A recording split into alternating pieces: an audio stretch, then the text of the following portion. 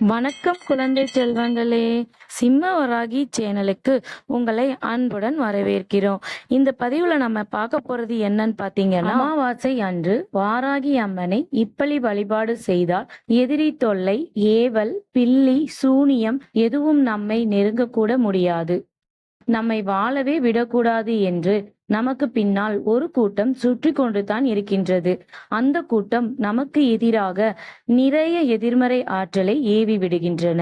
வயிற்றெரிச்சலுடன் பொறாமை எண்ணத்தோடு ஒரு பார்வை பார்த்தாலே போதும், அது நம்மை துரத்தி துரத்தி அடிக்கும். இது அல்லாமல் சிலர் நன்றாக இருக்கக்கூடாது என்பதற்காக வைப்புகளையும் செய்வினையும் செய்து வருகிறார்கள். நாம் என்ன விதைக்கிறோமோ அதுதான் முளைக்கும்.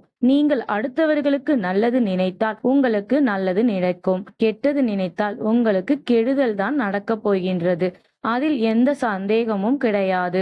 அடுத்தவர்களை அழிக்க வேண்டும் என்ற எண்ணம் இருப்பவர்கள் உங்களை திருத்திக் கொள்வது நல்லது. உங்களுடைய எதிரியாகவே இருந்தாலும் அவர்கள் நன்றாக இருக்க வேண்டும் என்று முதலில் நீங்கள் நினைக்க வேண்டும். வாழ்க்கையில் நீங்கள் ஜெயிக்க இந்த எண்ணம் உங்களுக்கு உறுதுணையாக இருக்கும். சரி, பதிவுக்குள் செல்வோமா? அமாவாசை தினத்தில் வாராகி அம்மனை எந்த முறையில், எந்த மந்திரத்தை உச்சரித்து வழிபாடு செய்தால் எதிரி பிரச்சனை, ஏவல், பில்லி, சூனிய பிரச்சனைகள் இருந்து விடுபட முடியும் என்பதை பற்றி விரிவான தகவலை தெரிந்து கொள்வதற்காக இந்த பதிவு. இந்த பரிகாரத்தை குறிப்பாக அமாவாசை தினத்தில் செய்ய வேண்டும். ஆடி அமாவாசையில் செய்தால் சிறப்பு அம்சங்களும் கிடைக்கும்.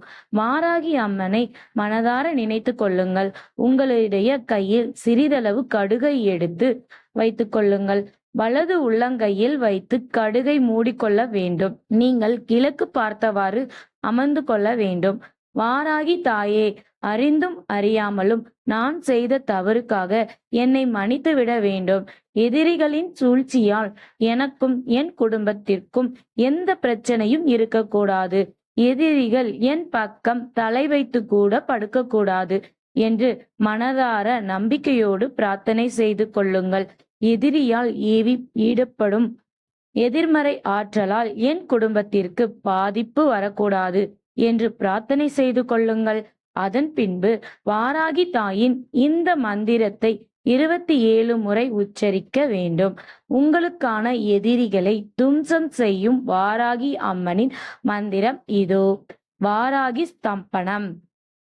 ஓம் வாராகி, ஓம் வாராகி, ஜீவாகி ஜீவாகி ஜீவஸ்தம்பாய, அணுவாகி அனுப்பிரமணமாய். இந்த மந்திரத்தை உச்சரித்து முடித்துவிட்டு உங்கள் கையில் இருக்கும் கடுகை அப்படியே நெருப்பில் போட்டுவிட வேண்டும். சிறிய தட்டில் கற்பூரம் கொளுத்தி கூட அந்த கற்பூரத்தில் இந்த நெருப்பை போட்டுவிடலாம். அந்த கடுகு வெடித்து சிதறுவது போல உங்களுடைய எதிரி பிரச்சனைகளும் வெடித்து சிதறிவிடும். எதிரியின் உயிருக்கு ஆபத்து வந்துவிடுமோ என்ற பயம் வேண்டாம். எதிரிகள் உங்கள் பக்கம் தலை வைத்து படுக்க மாட்டார்கள். எதிரிகளால் ஏவி விடப்படும் எதிர்மறை ஆற்றல்கள் உங்களை விட்டு விலகி சென்றுவிடும். சில பேருக்கு சில சொத்து விஷயங்களில் கூட பிரச்சனை இருக்கும்.